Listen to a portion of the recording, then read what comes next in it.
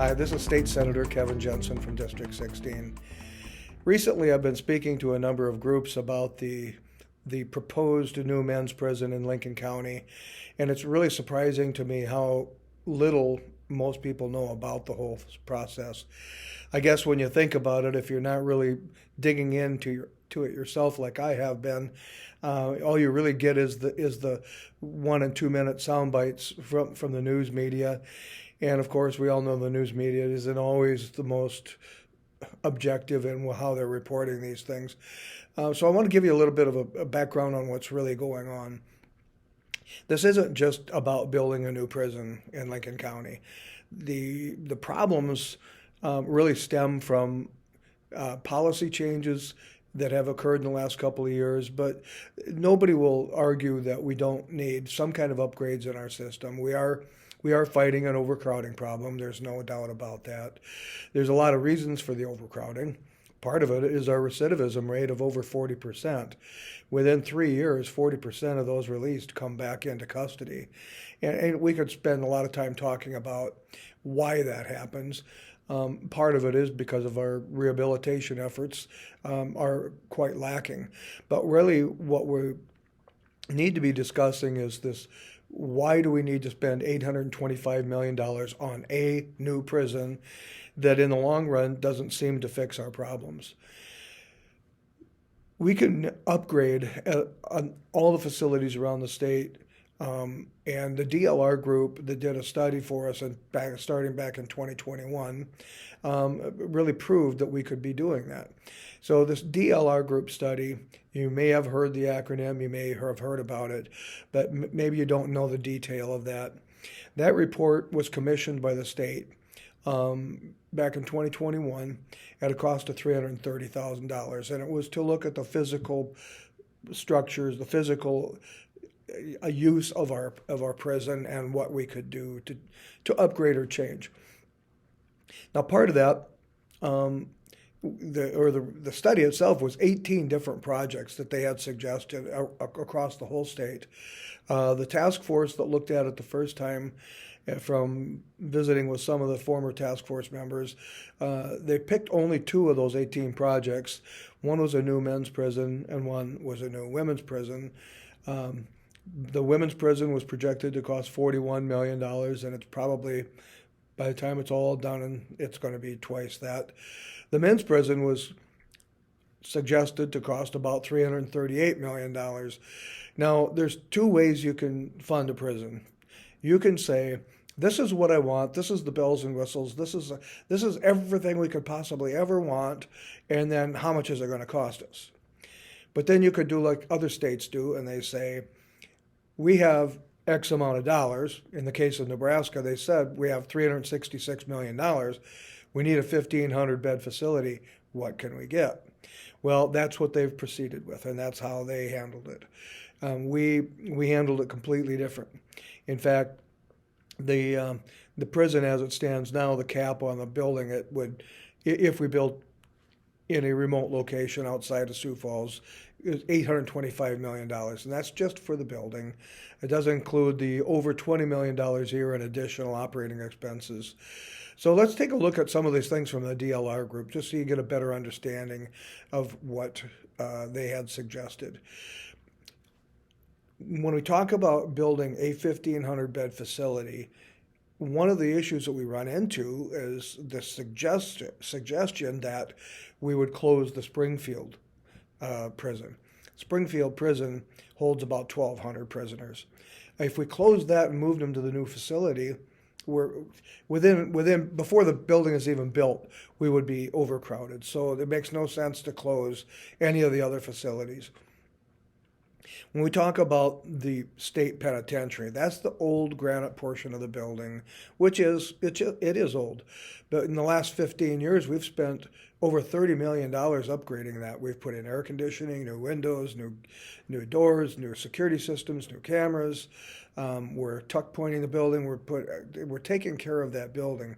There's a few areas in the building that could stand some upgrading, but the biggest thing with the old portion of the prison is it was built for about 400 prisoners, and we're housing close to 800 in there, so it is overcrowded. But one of the issues with the new prison also is the fact that they wanted to have every cell the same as a maximum security, what we call a level 5 prison. And right now, the current Jameson Annex, which is just to the northwest of the current prison, the old prison, that was designed and opened in 1993, and it was designed to hold 540 maximum security prisoners. So the Jameson Annex is capable of holding 540 maximum security inmates. So in South Dakota, in fact, when I started really digging into this about a year and a half ago, we had about 160 maximum security inmates. At the end of last year, we had about 142. Now that number's back up to 192, but I can't remember a time when it was over 200. And we already have the capability to handle 540. So I do not understand why we would need to add 1,500 more maximum security beds or prison cells. That's where a lot of that extra cost comes from. But when we want to look at this DLR report, and as I go through this, I'm going to put some overlays on the screen, and I'll be talking in the background, and we're going to kind of go over what that DLR report study had suggested. One of the areas that I think is really important is the fact that in 2006, we opened, what's called the D pod. It was one more pod that was added to the Jameson addition. And on that pod, it was designed for a second floor. It only has one floor right now, and houses 192 prisoners. Now, if we add the second floor onto that, we could add another 192 beds right there, right where we're at the current location. And it's not only not been discussed, it's been argued that we couldn't even build that. DOC for a long time, close to a year, said you can't add there. You can't add a second floor because of the airport. Well, we disproved that because Banner Engineering did design it for a second floor. It has had a space in there for a future for an elevator shaft, and we could add another 192 beds. The footings, everything are way overbuilt to be able to handle that second floor. Inconvenient truths came out of that report. Excuse me. The study had suggested that we need a minimum of 100 acres to build a new prison. Of course, with the DOC had pushed for 160 acres, but there is a report with the DLR section of the report says that although somewhat smaller than the state parameters mentioned in the above paragraph, I'm reading directly from the report, a potential location could be the state-owned West Farm property about 4 miles west of Sioux Falls. A feasibility report on this property was authorized by Banner Associates, and that had happened, I believe, in 2019. Banner Associates are the ones that designed the Jameson addition and the D-pod. So looking forward, the 4 miles west of Sioux Falls is not that far. The current location that they're planning is 12 miles south of Sioux Falls. Another area that's not being talked about, and again, all of these are in that DLR report. If you Google DLR group in South Dakota, DOC, you can find this whole 102-page report and look at it yourself. But one of the suggestions was a remodel of the intake area at the Jameson current prison. But what's interesting is it's saying the existing intake release processing area of the Jameson Annex is inadequate for the intended purpose. This is recommended to be remodeled and expanded to include an appropriate functional spaces. But what's interesting is the report says that we should do this. We are not planning to close the Jameson addition. We're going to keep that open, but we're not even talking about this $3 million. And I know $3 million in the scope of a $825 million project doesn't seem like a lot, but it wasn't that many years ago in the legislature that we would be fighting down to the end of the wire for $1 or $2 million in the budget. So we've become pretty calloused about how many millions get thrown out there. Another project, and on the report, it's called Project 2.B, is to infill a courtyard area. And that courtyard area is actually in the center of the current Jameson. And we could add a full-size gymnasium, related support space, a variety of inmate program and support spaces like classrooms. One of the complaints that we have right now from DOC is that we don't have enough classrooms to do the different kind of programming that we need, like rehabilitation and things and treatment. But we could add this space. We could add more classrooms there. In fact, one recently released inmate actually testified at the last meeting that they walk by these classrooms all the time and they sit empty most of the time. So I'm not sure if our programming is getting accomplished like it's supposed to. The next thing that they suggested is between the Jameson and the Old Hill prison, building a 2-story, 300-bed facility called and I'm reading again, a new 300-bed male community work center facility is recommended to be constructed on the existing state-owned property located north of the state penitentiary. The proposed site is currently occupied by a recreation building, a root cellar, and a maintenance building. This could add another 300 beds. If we're trying to relieve the overcrowding and get the old prison down from 800 beds or 800 inmates down to 400, which is the design capacity, we could add 192, like I mentioned, onto the D-pod, and we could add this 300-bed facility, and we don't need these maximum security because we don't have that maximum security prisoners. So just right there, we could add 492 beds just without stepping outside of the current gates that we have. Another project, and this gets a little more interesting, and I've been proposing this myself for a long time. We have a facility down in Yankton called HSC. That's the Human Services Center. And we do a lot of work there with the mental health issues and addiction issues. And we also work with Lewis and Clark Mental Health out of Yankton that does some contract work there. One of the reasons we don't utilize that facility as much as we can is because most of the contracts for these outside services happen through the Department of Social Services. And those contracts change every year, so there's no stability in being able to hire people and keep staff on board.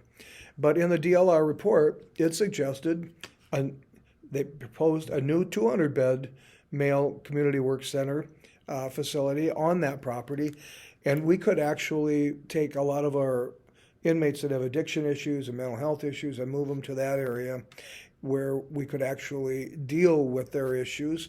It could also be a work release center. I'm sure every community could use a few more workers. In fact, what we're hearing in the Sioux Falls out of the Jameson right now, that we have probably 200 people that are eligible for work release, but like I think the last number I heard is only 9 are out on work release. And again, I'm not going to get deep into policy. I'm going to make that another video. But policy is what's driving our problems, not the building. Buildings don't kill people. Policy and mishandling of policy, I believe, is why we're seeing some suicides and why it's more dangerous for everybody. Also in that Yankton study, they said we could add maybe not add a new separate building, but add on to the current building that is there.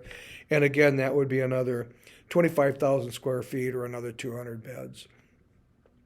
Then moving over to the Mike Durfee prison at in Springfield, that's where we build the governor's houses. You've probably heard of that project. But what we do there, and we do well, or at least have in the past, of course, when we build a governor's house, we have to have a full construction crew. So we're training people to do framing for construction framing. We're teaching plumbing. We're teaching electrical. We're teaching sheetrocking, the whole roofing, the whole process it takes to build a building. Plus, we have a cabinet making shop. We've got Other than that, we have a welding shop, and we have what we call a public-private relationship with a company out of Mitchell that comes down, provides welders for people, teach them how to weld, and when they get released, they're offered a job at this company. And those are the kinds of things that other states are doing, and they're really focusing on, is making sure that all the inmates have some type of a job skill, some type of a training when they leave. And the state of Texas has really focused on this. They've dropped their recidivism rate from 38% down to, I think, 21%. And just about every inmate that leaves the facility in Texas has a job or is offered a job when they leave. So at the Springfield facility, and that is an old college or an old university setting, at the dormitory style setting, but we could add, in fact, this study said a 300-bed unit with low to medium security. And right now we have roughly 1,200 inmates there. It probably, capacity should be around 1,000. And again, these are not your high risk for escape inmates. So we could build this, and again, the study said we could build a 300-bed unit there, but it also suggested an alternate location where, on the same grounds, where we could build a 300-bed unit. So maybe we could look at building 600 beds down there. Now combined with the beds we've added in Sioux Falls, if we did the upgrades at the Jameson Annex, now we're looking at well over 1,200 beds that we've already added. And we haven't had to change anything. If we look further across the state, and we do bring a lot of people from the Rapid City area. In fact, we actually bus people from Rapid City area, inmates, I should say, to Yankton, and we've been doing that for years so that they can get some of those mental health services and some of the what we call restoration to competency services. And that makes no sense. If we built a 200-bed unit at the Rapid City site, those prisoners could stay closer to home for family visitation, those kinds of things, and have a better connection to the community when they're released. The whole process, excuse me, of adding all these were in the DLR report. Now, and I'll be putting those overlays up again. I have been putting those overlays up. But one of the things we haven't discussed is that the entire Jameson complex takes 22.5 acres. If we look just 2,000 feet to the north, just across the diversion channel, the river channel, the state already owns, DOC already owns 28.5 acres right now of bare ground in the industrial park there. We could build another 540-bed type Jameson right there, 2,000 feet away. The sewage system's only 1,000 feet. We'd probably have to tap into the treatment center or treatment facility, water treatment. So, but we're not even talking about that. And one of the reasons is because at the end of the runways 9 and 27 at the airport is where that ground lies. So, but I've talked to the airport authority, and the airport has told me that that runway 927 is going to be decommissioned by the FAA in 2029 at the latest. And at this point, if we wanted to build there, there would be no problems with building there. That runway is actually going to be turned into a taxiway for larger airliners. So we already own that lot. But we're not even considering building there. So looking at a couple of problems down at the Lincoln County proposed site, excuse me, is right now it's on a gravel road. So they are proposing a 2-mile stretch of highway between Highway 115 and Highway 11. Highway 115 is Minnesota Avenue, if you're not familiar with the Sioux Falls area. And then Highway 11 pretty much goes from eastern Sioux Falls down towards Canton. There's a 4 miles in between those. We would have to build a 2-lane highway, a new state highway, to be able to service that prison location. The best estimate of cost could be anywhere between $20 and $30 million. One of the problems with that highway is DOT will not commit to having it done before the prison's done, nor will they commit to who's going to have jurisdiction over that stretch of highway. Will it be state maintained, or will the county have to maintain it? That would have to be yet decided. The other problem is there is absolutely no sewage facilities anywhere close. DLC has already paid, I believe, $10.5 million to the city of Lenox to tie into their sewage treatment facility. We'll be moving about 230,000 gallons of sewage a day, and the distance from the proposed site to Lenox is right at 13.5 to 14 miles of sewage. And believe it or not, it is uphill a little bit. So we'd have to have some type of a pump station in there. But running that sewage for 14 miles, I keep asking myself, what happens if the pumps go out? What happens if there's some type of a failure in the system? What are we going to do with 200,000 gallons of sewage a day at the current site? What happens if something goes wrong at Lenox and they can't handle that kind of volume? There's just so many things that are wrong with this whole proposal. We're not looking at things that would be easy and quick, and we could be all these projects I mentioned with the DLR could be done. We could be doing them simultaneously. We could have a lot of these beds put in place by the end of 2027 and not have to wait till 2029. And again, we could add those same 1,500 beds or more with these projects and stay within the footprint of the Sioux Falls area and the other areas around the state that we already have inmates at. Now, a recent thing that just came up, and I know former Speaker of the House, Steve Hallgard, has been saying this for a long time, the Citibank location in Sioux Falls is very close to the prison. It's in an industrial park. It's not close to any housing. That property is for sale. Parts of it could be renovated for administrative buildings, for work release, for low security, and parts that sits on 70 acres. There's 70 acres of land there, and maybe a little more available that we could purchase. So the cost of that, I think, is about $33 million. But the question is, why are we going to go out in the country, 13-mile, 14-mile sewage pipeline? We have to put in a power substation. We have to put in a water line to handle all that water from over by the interstate. When everything is right there, if you're familiar with the Citibank location, that campus, I think, was built to handle about 2,000 people. So the sewage, the water, electric, pretty much everything is right there already. The development cost would be far less. And I'm really hoping that the new task force is going to take a serious look at these things. One of the things that troubled me was when the governor said, when they knew they didn't have the votes, to build this new prison in Lincoln County. What the governor did is called a new task force and called it to reset. But some indications and some of what I think is happening and the short time frame that he gave them, I think it's more of a redo than a reset.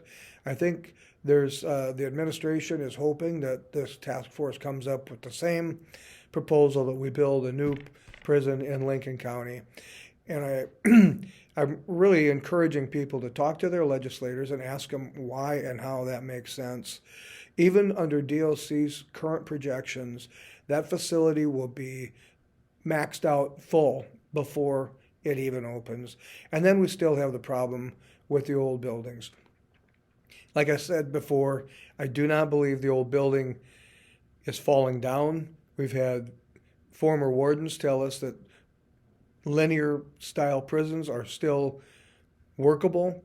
The biggest problem there is the overcrowding, and we could relieve that very quickly. Just with adding on to the Jameson, adding a 200-bed work unit there, and using that 28 acres north, we could add 1,200 beds and be done within 2 years, 2.5 at the most. And so I really encourage you to visit with your legislators and ask them to really think hard, long and hard about what we really need and why we need it. And then again, in the next video, I'm going to be talking more about the policy changes that are probably driving a lot of why some people think we need a new prison. 1,500 more maximum security beds by any stretch of the imagination makes no sense.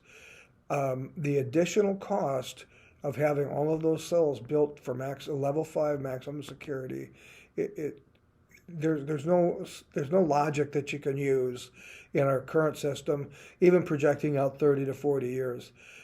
So again, thank you for listening to this video. Please, I encourage you to share it. I want to do a couple more videos as we go closer to the date of the task force bringing their recommendation, because I think it's really important that the people, the voters, know where $825 million is going to go. Cash, by the way. We put a lot more money into that incarceration fund again this year. I know there's an argument to be said that if we pay cash, we don't have to pay the interest over the years. But that's a secondary point. First, we have to prove that this is a building, this is a project we really need, and it's the only way to do things. And I can guarantee you it's not the only way to do things. There are other alternatives. So again, thank you for your time, and we'll see you in the next video. Thank you.